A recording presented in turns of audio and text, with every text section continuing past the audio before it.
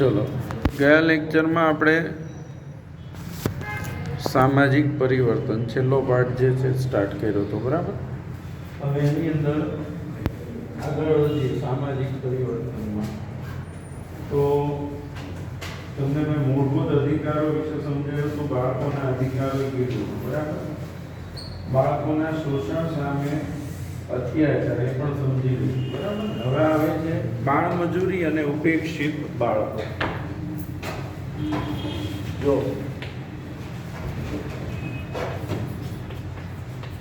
આપણા સમાજની અંદર સૌથી વધુ કોઈ શોષિત હોય તો એ કોણ છે? આપણા બાળકો છે. અને બાળકો પાસે જે મજૂરી કરવામાં આવે છે, બાળમજૂરી અને ઉપેક્ષિત બાળકો. પહેલા તો બાળમજૂર કોને કહેવાય? તો કે 14 વર્ષથી નાની ઉંમરનો કોઈ બાળક કોઈ મજૂરી કામ કરે એને શું કહેવાય? બાળમજૂરી કહેવાય. અને બાળમજૂરી એ શું છે? ગુનો છે. કોઈ દિવસ બાળક પાસે મજૂરી કરાવી શકાય નહીં, બરાબર છે. તો બાળમજૂરી શું છે સમજીએ છીએ. તો જુઓ, બાળમજૂરી એક વૈશ્વિક સમસ્યા છે ને પ્રત્યેક દેશમાં ચાલે છે. તેના પર સત્વરે કાબુ પામવો જ રહે. 14 વર્ષથી ઓછી ઉંમરના શ્રમિકને બાળમજૂર કે બાળ શ્રમિક કહેવાય છે. કેટલા ઉંમરના?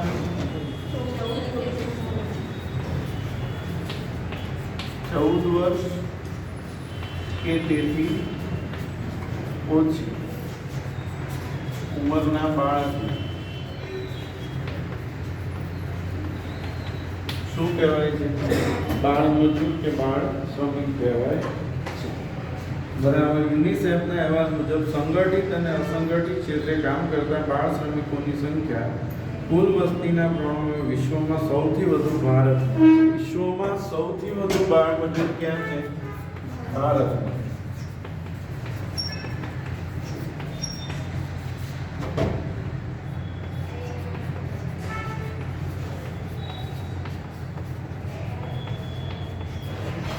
પ્રશ્ન એમસીક્યુ પૂછે કે વિશ્વમાં સૌથી વધુ બાળમજૂર કયા દેશમાં છે? ભારત, બરાબર. ભારતીય અર્થતંત્રમાં બધા જ ક્ષેત્રોમાં બાળમજૂર વિપુલ પ્રમાણમાં જોવા મળે, જેમ કે હોટલો, ફેક્ટરીઓ, બાંધકામના ક્ષેત્રમાં, જોખમી વ્યવસાયમાં, જેવા કે ફટાકડાનો વ્યવસાય, તો ફટાકડા બનાવવામાં કોણ જોવા મળે? બાળકો. પછી ઈંટોના ભઠ્ઠામાં, કૃષિ ક્ષેત્ર સાથે સંકળાયેલા કાર્યોમાં, ખેતમજૂર, પશુપાલન, મત્સ્યો છે જેવી પ્રવૃત્તિઓમાં જોવા મળે. અને સેવા ક્ષેત્રે તો કે ઘરનો પણ, ઘરમાં કામ કરતા મજૂરો, બરાબર, ઘરે કામ કરતા જે નોકર હોય છે એ બધા, તેમજ ચાની લારી, ગલ્લા, હોટલો કે ઢાબાઓમાં, ગેરેજોમાં લારી ખેંચવી, અખબાર વેચાણમાં, પ્લાસ્ટિક કે ભંગાર વીણવા જેવા કાર્યોમાં, ભીખ માંગતા કે રસ્તા પર સાફ સફાઈના કામો કરતા જોવા મળે છે. હવે બાળમજૂરી માટેના કારણો શું છે? શા માટે બાળકોએ મજૂરી કરવી પડે છે? તો સમજો, આજે બાળમજૂર છે એ મોટા ભાગના ગરીબ કુટુંબમાંથી આવતા હોય. હવે ગરીબ કુટુંબમાંથી આવતા હોય એટલે કુટુંબનું ગુજરાન ચલાવવા માટે એના મા બાપ છે એમને શું કરાવડાવે છે? મજૂરી કરાવડાવે છે. કે જે બાળકોની ભણવાની ઉંમર છે એ ઉંમરે એને શું કરવી પડે છે? મજૂરી કરવી પડે. કારણ કે એની પાસે ઓપ્શન જ નથી.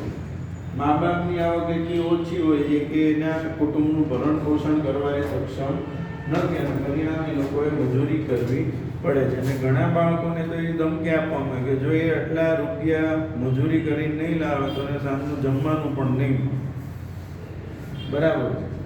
આ બાળમજૂરોની હાલત હોય છે. અને બાળમજૂરી જે છે એનું શું કારણ છે આપણે સમજીએ છીએ કે બાળમજૂરીના કારણોમાં શું છે, બરાબર છે. વાંચો.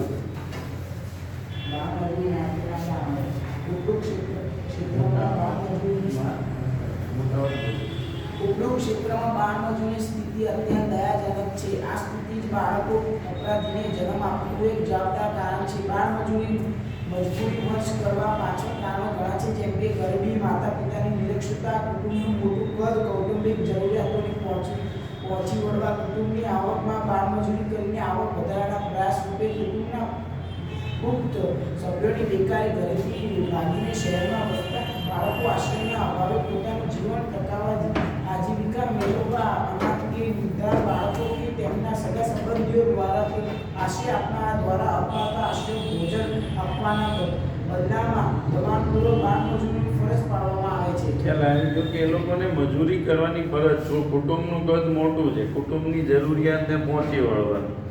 હવે કુટુંબનું કદ મોટું હોય, જરૂરિયાત વધારે હોય, આવક ઓછી હોય, એટલે ફરજિયાત આ લોકોએ શું કરવી પડે? મજૂરી કરવી પડે છે. બરાબર છે. માતા પિતા નિરક્ષર હોય છે અને પરિણામે લોકોએ કુટુંબની આવક વધારવા માટે બાળમજૂરી કરવી પડે છે. હવે બાળ શ્રમિકોની માંગ વિપુલ પ્રમાણમાં હોવાના કારણો. શા માટે બાળ શ્રમિકોની માંગ વધુ છે? તેના ઘણા કારણો છે, પણ તમે સમજો બાળ શ્રમિકોની માંગ કેમ વધારે? તો પહેલા અહીંયા ધ્યાન આપો. શા માટે બાળ શ્રમિકોની માંગ? એક તો બાળક છે એની પાસે તમે વધુ કામ કરાવીશો, એની પાસે વધુ કામ લેશો, એ કોઈ દિવસ એના માલિકનો વિરોધ કરતું નથી. બરાબર છે. એને ડરાવી ધમકાવીને ફૂસલાવીને એની પાસે વધુ કામ લઈ શકાય. બીજું, એના કામના કલાકો નક્કી હોતા નથી. બીજા બધા લોકો કામ કરતા હોય શું કે ભાઈ અમને આટલા કામનો આટલો પગાર મળવો જોઈએ, મોટા લોકો. પણ બાળકને તો શું છે, થોડા રૂપિયા એના માટે શું છે, ઘણા છે. એટલે એના કામના કલાકો નક્કી હોતા નથી. એટલે એની પાસે વધુ કામ કરાવીને એને ઓછા રૂપિયા ચૂકવો તો પણ બાળક વિરોધ કરતું નથી. બરાબર. પછી જે બાળકો છે, બરાબર, એ પોતાનો ક્યારેય વિરોધ કરતા નથી. બાળકો વિરોધ પ્રદર્શન કરતા નથી, અવાજ ઉઠાવતા નથી. એ ડરીને પોતાનો વિરોધ છે માલિકો સામે ક્યારેય કરતા નથી. આ ઉપરાંત બાળ શ્રમિકોની માંગ વધુ છે અને પાછી એ સરળતાથી બાળ મજૂરો મળી રહે છે. સરળતાથી બાળ શ્રમિકો શું થાય છે, મળી રહે. આજે તમે સમજો કે બાળકને તમે 100 રૂપિયા દરરોજ આખા દિવસના કામ કરવાના આપશો, તેની માટે રૂપિયા કેવા ઘણા વધારે. એટલે એ તરફ કામ કરવા શું થઈ જશે, તૈયાર થઈ જશે. બરાબર છે. અને આ ઉપરાંત ભણવાની ઉંમરે, બરાબર છે, જે માતા પિતા છે એ કુટુંબની જરૂરિયાત પૂરી કરવા માટે આવા બાળકોને શું કરે છે, બાળમજૂરીએ ધકેલે છે. બરાબર છે કે ભાઈ 2-5 રૂપિયા બે પૈસા કમાઈને આપશે ને એના દ્વારા કુટુંબનું ઘર ચાલશે. અને માતા પિતા તો ઘણા ગરીબ કુટુંબોને એવા હોય છે કે પોતે ઘરે શાંતિથી બેઠાવીને છોકરાઓને શું કરાવતા હોય, નથી. આવું પણ જોવા મળે છે. તો આ બાળ શ્રમિકોની માંગ વિપુલ પ્રમાણમાં હોવાના કારણો. ટૂંકમાં જે બાળકોને કુમળી વયે, જે ઉંમર એની ભણવાની છે, રમવાની છે, ખેલકૂદની છે, જે ઉંમરે એણે જેને કહેવાય કે ભાઈ પોતાના જીવનનું ઘડતર કરવા, એ ઉંમરે એણે, જે ઉંમરે એને પ્રેમની હૂંફની જરૂર છે, એ ઉંમરે એણે બાળ મજૂરી કરવી પડે છે. એટલે એનો જે વિકાસ થવો જોઈએ થઈ શકતો નથી. તો બાળ મજૂરી, બાળ શ્રમિકોની માંગ વિપુલ પ્રમાણમાં હોવાના કારણો. ઘણા ઉદ્યોગોમાં માલિકો કે કામે રાખનાર શિક્ષકો પોતાના ત્યાં પુખ્ત વયના શ્રમિકો કરતા બાળકો શ્રમિકોને રોજગાર રાખવાનું વધુ પસંદ કરે છે. નીચેના વિવિધ કારણોસર બાળ શ્રમિકોને માંગ વિવિધ પ્રમાણમાં જોવા મળે છે. પહેલું, બાળ શ્રમિક એ શ્રમનું સસ્તામાં સસ્તું ઉત્પાદન સાધન છે. પુખ્ત વયના શ્રમિક કરતા બાળકો પાસે તુલનાત્મક રીતે ઓછા વેતને કે ઓછી મજૂરી પગાર ચૂકવીને કામ કરાવી શકાય છે. તેઓ અસંગઠિત હોય, સંગઠનના અભાવે માલિક વિરુદ્ધ તેઓ અવાજ ઉઠાવી શકતા નથી કે વિરોધ પ્રદર્શન કરી શકતા નથી. તેથી બાળક શ્રમિકોનું સરળતાથી તેને ખબર ન પડે તે રીતે વિવિધ સ્વરૂપ શોષણ કરી શકાય છે. ત્રીજું, કઠિન કે જોખમ પરિસ્થિતિમાં પણ ઓછા વેતને અને નિર્ધારિત કામના કલાકોથી વધુ કામ કરાવી, ધમકાવી કે લાલચ આપીને કામ કરવાની શકાય છે. ચોથું, બાળ શ્રમિકોની સંખ્યા વધુ છે તેથી ખૂબ જ પ્રમાણમાં અને સરળતાથી તેઓ મળી રહે છે. પાંચમું, બાળકો ભણવાની ઉંમરે કુટુંબના સભ્યોની જરૂરિયાતની પૂર્તિ કરવા કમાવાનું વધુ બે હાથ રૂપે માતા પિતા બાળકોને જુએ છે અને બાળકો મજૂરીએ ધકેલે છે. આ બાળકો નાની ઉંમરે રમતગમત, મનોરંજન, આરામ, બાળપણ, માતા પિતાનો પ્રેમ, હૂંફ, સારા સંભાળ અને શિક્ષણની વંચિત રહી જાય છે. તેમના કેટલાક કુમળી વયે ગુનાહિત પ્રવૃત્તિઓ કરીને બાળ ગુનેગાર બને છે. અને ઘણા બાળકો બાળપણથી શું બને છે, ગુનેગાર. કારણ કે જે પ્રેમ મળવો જોઈએ મળતી નથી અને પરિણામ બાળ ગુનેગાર બને.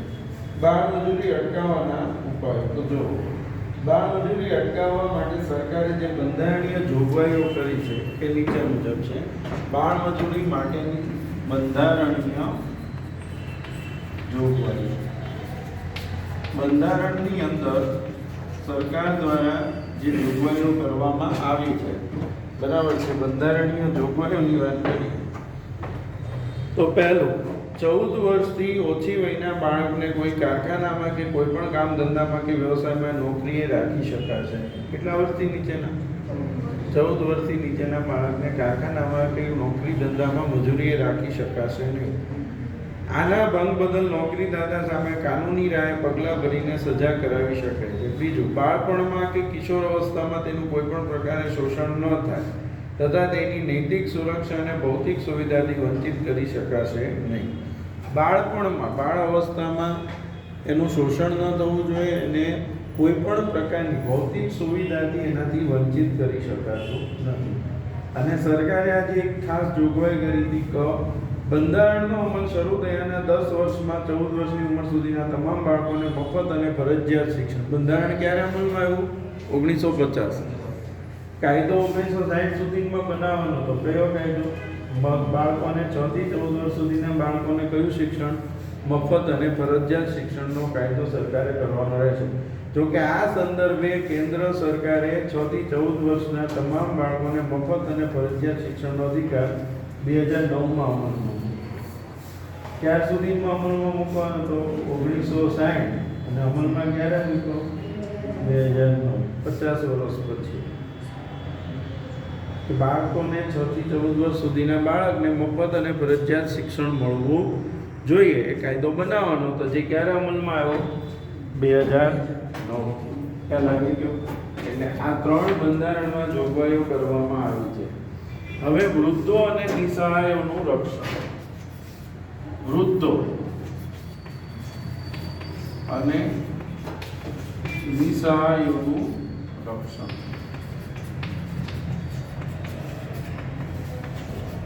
હવે વૃદ્ધ લોકો જે છે,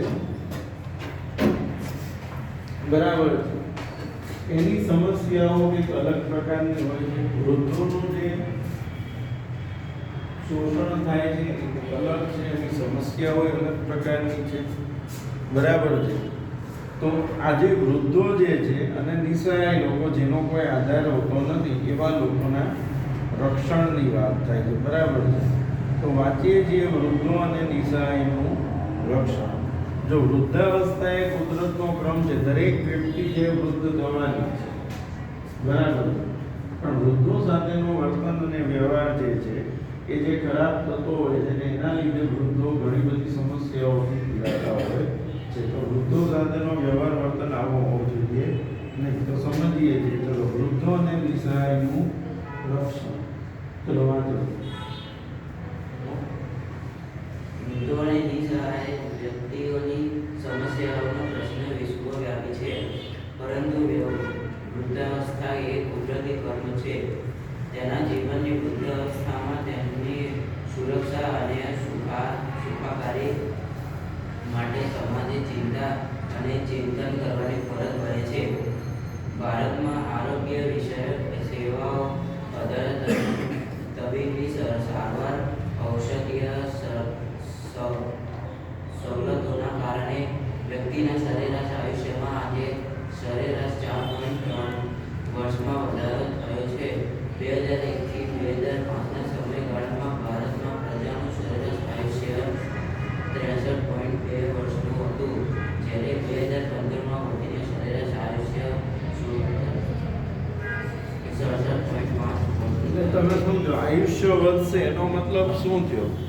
વૃદ્ધોની સંખ્યા શું થવાની? વધવાની. સરેરાશ આયુષ્ય જેમ વધે દેશનું, એમ વૃદ્ધોની સંખ્યા શું થતી જશે? વધતી જશે, બરાબર. આગળ.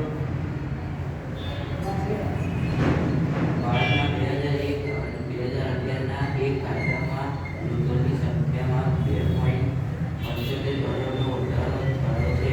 2011માં એક અંદાજ મુજબ વૃદ્ધ મહિલાઓની સંખ્યા 5.28 કરોડ હતી, જ્યારે પુરુષ વૃદ્ધોની સંખ્યા 5.11 કરોડની હતી. બરાબર 2011 માં સ્ત્રીઓ વૃદ્ધ સ્ત્રીઓ કેટલી હતી 5.28 અને પુરુષો 5.11 કરોડ બરાબર. સૌથી વધુ વૃદ્ધોની વસ્તી કેરલામાં, સૌથી ઓછી અરુણાચલમાં અને ગુજરાતમાં 35 લાખથી વધુ.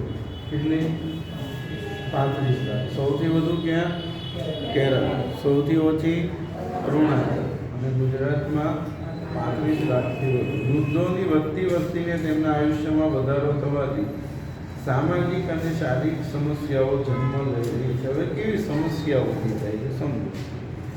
આજે કુટુંબો વિભક્ત થઈ ગયા. બે ભાઈઓ હોય તો એ અલગ રહેતા હોય બરાબર છે. આપણે જે પિક્ચર પેલું જોયેલું જ હશે, બાગબાન બધાએ બાગબાન મૂવી જોયેલું જ, અમિતાભ બચ્ચનનું. એકવાર જોજો જ ખબર પડી જશે કે વૃદ્ધોની તકલીફો શું હોય બરાબર. પશ્ચિમી સંસ્કૃતિ વિભક્ત કુટુંબમાં રહેવાની ઘેલછાને સંતાનો આ વૃદ્ધ માતા પિતા તરફની નૈતિક વર્જો મૂલ્યોને સંસ્કૃતિ ભૂલાવ્યા છે. વૃદ્ધો માતા પિતાને આર્થિક મદદ, સંવેદના કે લાગણી શૂન્ય વર્તન વ્યવહારથી મજબૂર બનીને ઘરડા ઘરોમાં રહેવાની ફરજ પડે છે.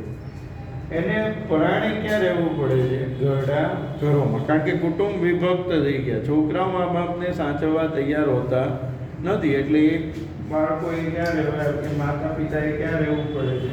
ઘરડા ઘરોમાં રહેવાની ફરજ પડે છે. લાગણી શૂન્ય વર્તન વ્યવહારથી મજબૂર બનીને. લાગણી શૂન્ય વૃદ્ધો પ્રત્યેનું વર્તન અને વ્યવહાર કેવું હોય છે? સાવ લાગણી શૂન્ય બરાબર. વૃદ્ધોની સમસ્યાઓ પ્રત્યે લોકોનું ધ્યાન ખેંચવા માટે સંયુક્ત રાષ્ટ્રોએ 1999ના વર્ષને આંતરરાષ્ટ્રીય વૃદ્ધ વર્ષ તરીકે જાહેર કર્યું. કયા વર્ષને વૃદ્ધ વર્ષ તરીકે? 1999. યાદ રાખજો કયું વર્ષ? 1999. યુનાઇટેડ નેશન્સ 1999 કયા વર્ષ તરીકે? આંતરરાષ્ટ્રીય વૃદ્ધ વર્ષ તરીકે જાહેર કર્યું બરાબર છે. અને 1 ઓક્ટોબરના દિવસને 1 ઓક્ટોબર કયા દિવસ તરીકે? વિશ્વ વૃદ્ધ દિવસ તરીકે આંતરરાષ્ટ્રીય સ્તરે ઉજવવામાં આવે છે બરાબર છે. વૃદ્ધો અને નિસહાય વ્યક્તિઓનું રક્ષણ અને તાલીમાન સંદર્ભે સરકારે લીધેલા પગલાઓ નીચે મુજબ છે. સરકારે વૃદ્ધો માટે શું પગલાં લીધા છે બરાબર છે. તો વૃદ્ધો અને નિસહાય વ્યક્તિઓનું રક્ષણ અને તાલીમ માટે વૃદ્ધો અંગેની રાષ્ટ્રીય નીતિ 1999 કેન્દ્ર સરકાર દ્વારા અમલમાં આવી અને તે અન્વયે વૃદ્ધોને પેન્શન, આર્થિક સહાય આપવામાં આવે છે. દાખલા તરીકે ઇન્દિરા ગાંધી રાષ્ટ્રીય વૃદ્ધ પેન્શન યોજના અને અટલ પેન્શન યોજના. વૃદ્ધોને શું આપવામાં આવે છે? પેન્શન આપવામાં આવે જેથી એમને એમની પાછલી જિંદગીમાં કોઈ પાસે હાથ ફેલાવવાની જરૂર પડતી નથી બરાબર. સિનિયર સિટીઝન્સ માટેની સ્કીમ હેઠળ વૃદ્ધોને બેંક, પોસ્ટ ઓફિસમાં મૂકેલી ડિપોઝિટ પર વધુ વ્યાજની સવલત. સામાન્ય માણસને જેટલું વ્યાજ મળે એના કરતાં વૃદ્ધોને વ્યાજ કેવું મળે છે? વધારે બરાબર. ડિપોઝિટ પર વધુ વ્યાજની સવલત. બસ, રેલવે કે હવાઈ મુસાફરીમાં પુરુષ સ્ત્રીઓને ટિકિટના દરમાં 30%થી 50% સુધીની રાહત બરાબર. બસ, રેલવે કે હવાઈ મુસાફરીમાં પુરુષ સ્ત્રીઓને ટિકિટના દરમાં કેટલી રાહત? 30%થી 50%. એટલે ટિકિટ પણ એમની કેવી થાય છે? ઓછી બરાબર. રાજ્ય સરકારે પ્રત્યેક જિલ્લામાં એક સુવિધાયુક્ત ઘરડા ઘર ખોલ્યા છે. સરકારોએ તે દરેક રાજ્યમાં, દરેક જિલ્લામાં શું બનાવ્યા છે? ઘરડા ઘર. આવા જે વૃદ્ધો, જે નિસહાય છે, જેને કોઈ આધાર નથી, એવા લોકો માટે ઘરડા ઘર ખોલ્યા. શહેરોમાં વૃદ્ધો માટે અલગ બગીચાઓ ખુલ્લા મૂક્યા. આટલા બધા બગીચાઓ સરકાર એટલે જ બધા જેથી વૃદ્ધો ત્યાં આવે અને શાંતિથી, આનંદથી બધા ભેગા થાય અને બધા એકબીજા સાથે વાતચીત કરે. વૃદ્ધાશ્રમોમાં સંગીત, યોગ, રમતગમત કે માનસિક ક્ષમતા વધે તેવી પ્રવૃત્તિઓ દ્વારા જીવનમાં શાંતિ સ્થાપવાનો પ્રયાસ કર્યો છે. વૃદ્ધોની સુરક્ષા અને સલામતી માટે તથા ઘરેલું હિંસા, શોષણ કે અત્યાચારો સામે રક્ષણ આપવા સરકારે માતા પિતા અને સિનિયર સિટીઝન્સની સાર સંભાળ અને કલ્યાણ સંબંધી કાયદો 2007 અમલમાં મૂક્યો છે. કયો કાયદો? 2007. જે અન્વયે